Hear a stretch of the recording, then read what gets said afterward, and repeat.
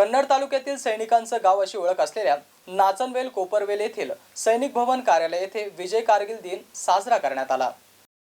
समस्त ग्रामपंचायत पदाधिकारी ग्रामस्थ यांच्या वतीने विजय कारगिल दिवस साजरा करण्यात आला। या प्रसंगी स्मारक प्रतिमेला पुष्पहार घालून पुष्प अर्पण करून विनम्र अभिवादन करण्यात आले। भारत पाकिस्तान युद्धामध्ये शहीद झालेल्या जवानांना श्रद्धांजली अर्पण करण्यात आली। भारत माता की जय, वंदे मातरम, शहीद जवान अमर रहे अशा घोषणा देखील देण्यात आल्या। गेल्या अनेक वर्षांपासून नाचनवेल सैनिक भवन येथे सैनिकांचे विविध कार्यक्रम आणि उत्सव साजरे केले जातात। भारतीय सैनिकांचे राष्ट्रीय दिन देखील साजरे केले जातात। या नाचनवेल कोपरवेल गावाने आजपर्यंत देशासाठी 127 सैनिक दिलेले आहे। या प्रसंगी शिवाजी थोरात, संजय पिंपळे, राजेंद्र राजपूत, किरण थोरात, भरत थोरात, कारभारी धुमाळ, नरेंद्र वैद्य, दीपक धुमाळ, संदीप महाले, विनायक घडमोडे, कैलास थोरात, अनिश शेख, देविदास थोरात, साइफ खा पठाण आदींसह ग्रामस्थ उपस्थित होते। Devidas Thorat, MC news, Nachanvel, Kannada.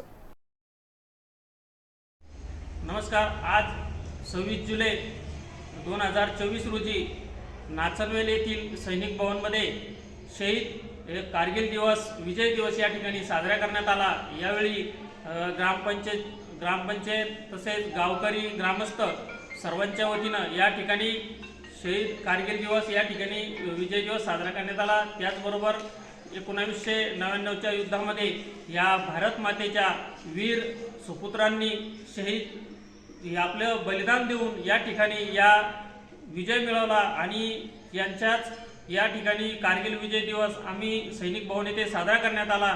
आणि अनेक वर्षापासून आमच्या नाचनवेल हे सैनिकांचं गाव असून या ठिकाणी नित्यनियमाने सैनिकांचे विविध कार्यक्रम, शहीद दिवस या ठिकाणी साजरे करण्यात येतात आणि या ठिकाणी आमच्या नाचनवेल गावाची सैनिकांचे गाव म्हणून अशी ओळख आहे आणि आम्ही त्याची परंपरा जपत या ठिकाणी आज शहीद कारगिल विजय दिवस या ठिकाणी साजरा केला।